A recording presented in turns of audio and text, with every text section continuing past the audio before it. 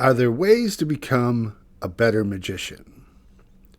Do magi, witches, shamans, etc.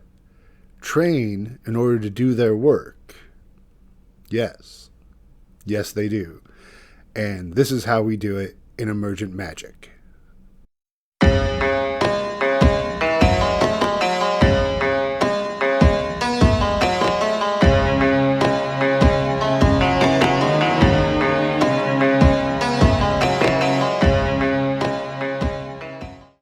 Hey folks, this is James, aka Threscuinus, and those of you who watched my last video where I didn't have a script and kind of winged it, I watched that myself a few times, and I'm gonna have to admit that it's a little easier to watch. So I'm gonna try to do more of that.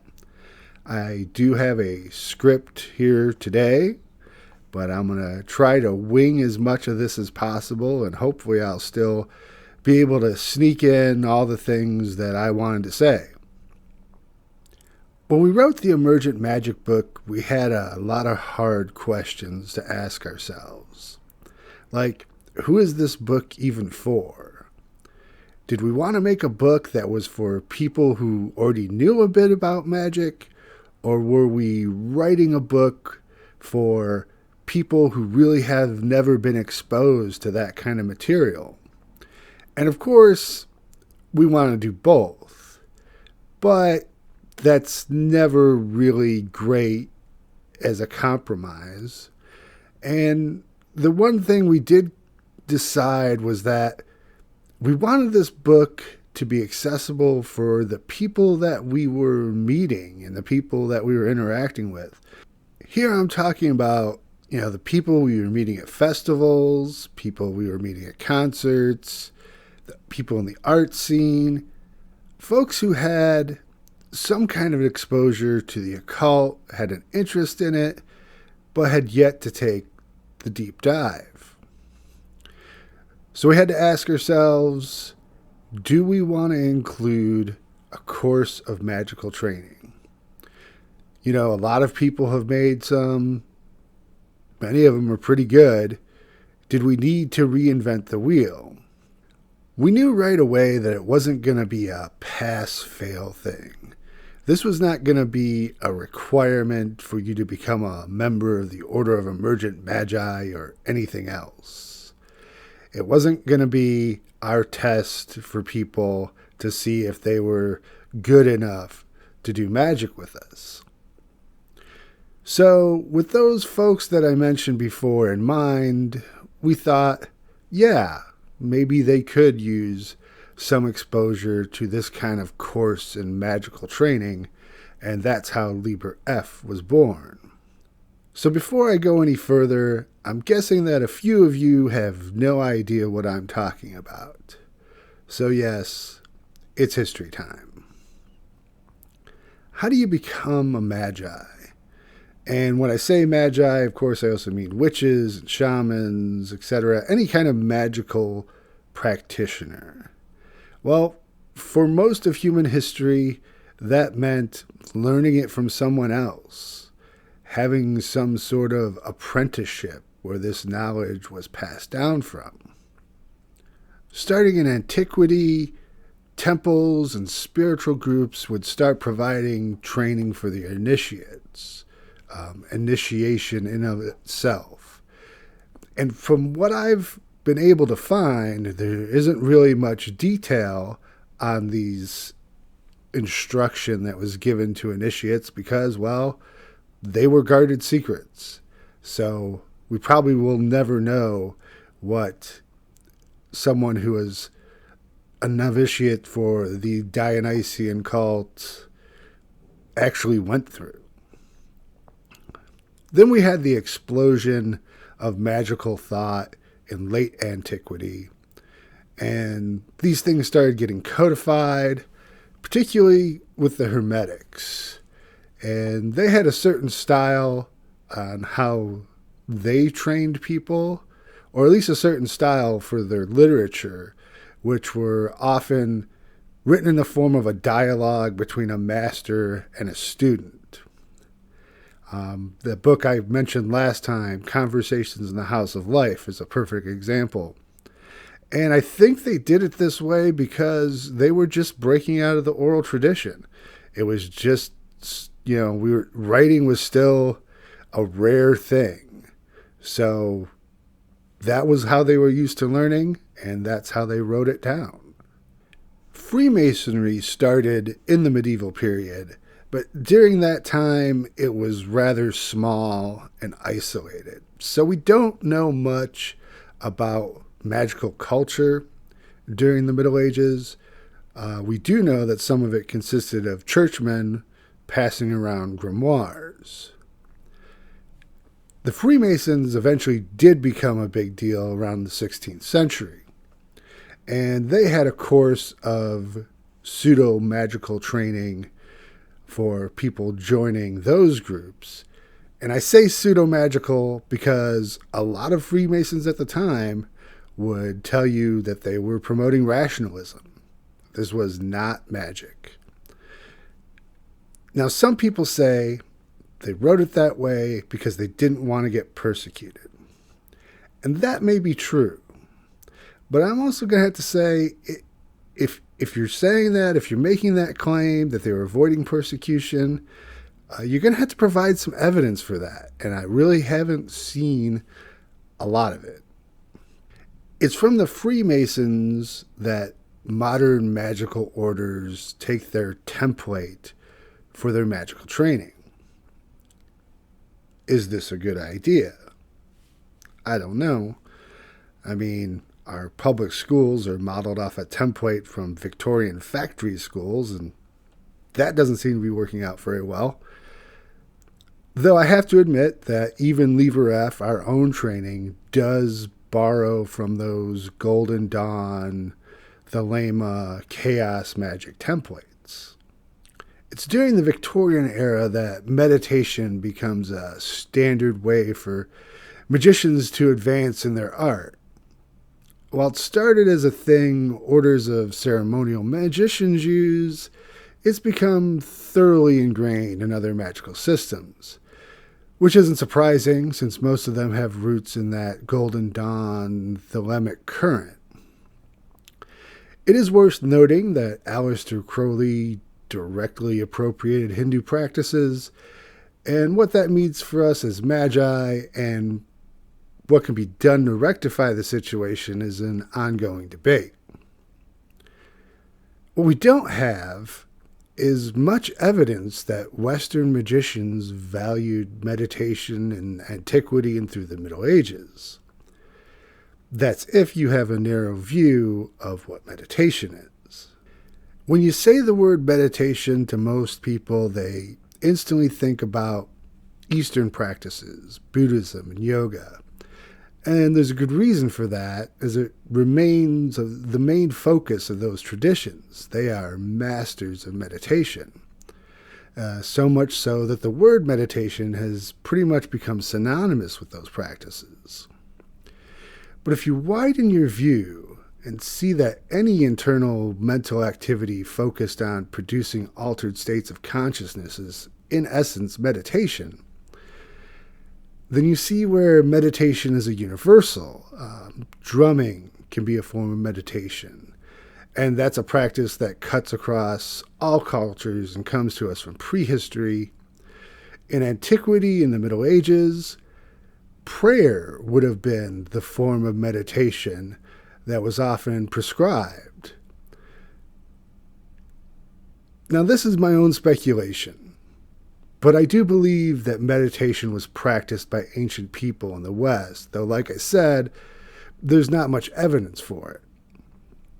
However, in my experience, its effectiveness is unquestionable. It simply works. Practicing some form of creating altered states of consciousness will benefit your magical work. And it's hard for me to believe that ancient people of the West didn't know this. In fact, I think it was so universally accepted that they didn't even find the need to write about it. And when you read a lot of older magical tomes, they often instruct the magus to do the usual. What's the usual? Well, I would bet some of it has to do with meditation,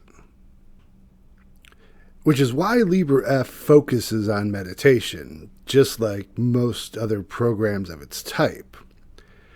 We tried to leave the nature of those exercises open, letting the individual decide which activities work for them. We did take inspiration from Eastern meditation methods, but only in the most basic sense, and we really wanted to avoid copying sacred practices that wouldn't make sense outside the cultural and historical context. I'm going to keep beating this drum here for a minute because meditation is just that important. With the main thing for magicians, it gives you the ability to enter into altered states of consciousness on command for ritual purposes. And your rituals will be 1,000 times better if you are able to sustain a state of magical consciousness. And this can't be overstated. It's the only way you're going to learn about it is to do it. And on top of that, there are numerous health and psychological benefits to meditation. And this is not woo-woo science. Not that I am one to disparage another person's woo, but from the website of the Mayo Clinic, meditation has the following concrete benefits. Gaining a new perspective on stressful situations, building skills to manage your stress, increasing self-awareness, focusing on the present, reducing negative emotions, increasing imagination and creativity, increasing patience and tolerance, lowering resting heart rates, lowering resting blood pressure, and improving sleep quality.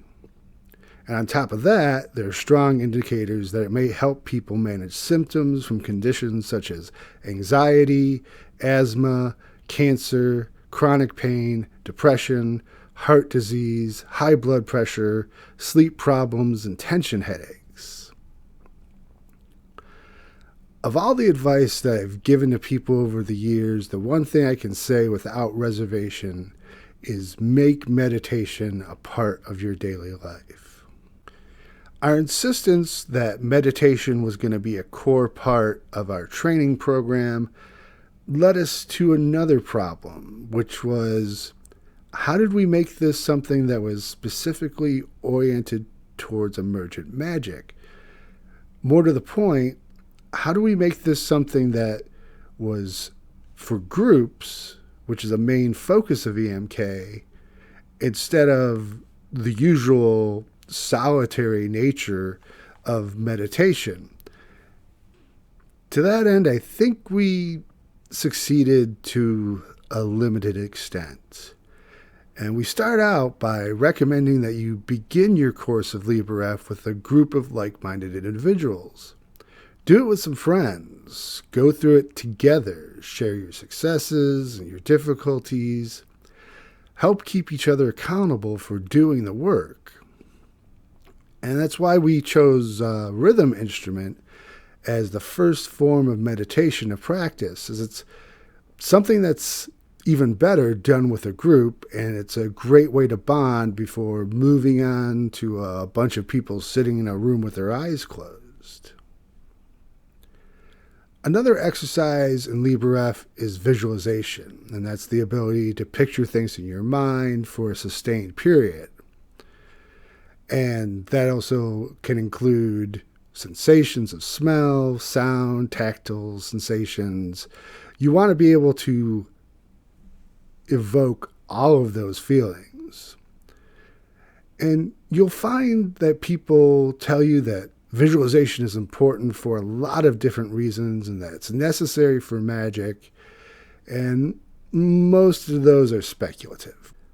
One thing visualization will do is help you keep your mind focused during rituals, as you're not just thinking about the activities that are going on around you, but you're actually experiencing them. Even if you believe it's only imagination, it's still keeping you in the moment more. And a lot of rituals have downtime for the majority of the participants while someone else is leading the ritual. And we advise people to do that as little as possible. But it's eventual, it's going to happen. And if you have strong visualization skills, those times are still time when you're engaged in the ritual. LibreF can be pretty basic. And when we wrote it, we were still careful about not trying to impose our paradigm on others. We still wanted to bring your own traditions to it. But one thing I've learned after leading some people through LibreF over the years is that maybe it's a little too basic. A lot of people told me that they needed more specific instructions to get them started. And this is why LibreF is a chapter that's getting a major overhaul in the second edition of Emergent Magick. Keep in mind that everything I'm about to say is a work in progress and may not make it to the final cut of the book. First, we're providing a calendar to follow so you have an idea of what you should be doing day by day. It outlines the progressive nature of LibreF and gives people a baseline on how long they should be performing the exercises and when they should be increasing the time spent on them.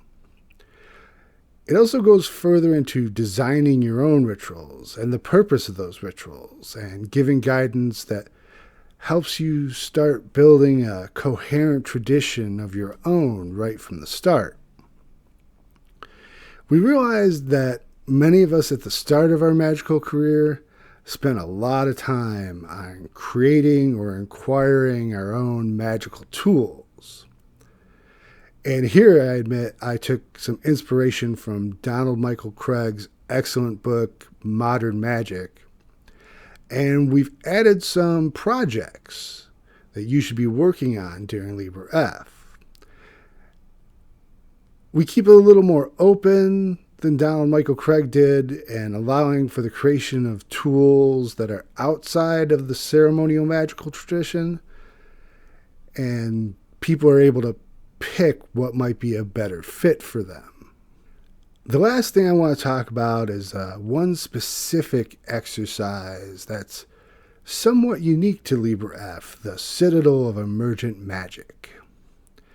Now, the Citadel of Emergent Magick is on one hand a metaphor to describe the foundations of your tradition, the things that you hold as sacred, the beliefs that you maintain, though it is a fine balancing act between creating tradition and remaining flexible and not becoming fanatical.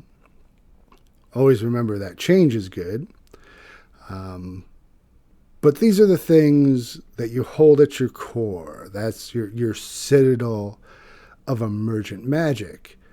And that inspires the exercise where you create something akin to a mind palace.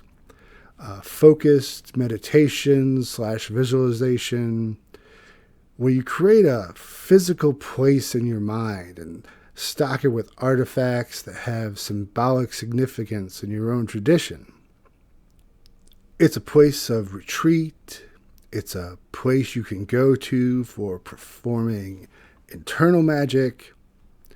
And it's also important to us because we realize the ability to collect all these magical tools and build altars and just have a place to keep and use all that stuff is a privilege.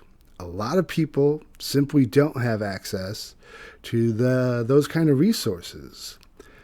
But everyone can create a Citadel of Emergent Magick in their mind. While that exercise is scheduled at the end of LibreF, you can start using it right now, whether or not you intend to use LibreF as a whole. And you can start your journey through LibreF right now, because I'm providing a link in the description. You can download it for free without buying the Emergent Magick book. And that's how important it is to us to help people become better Magi.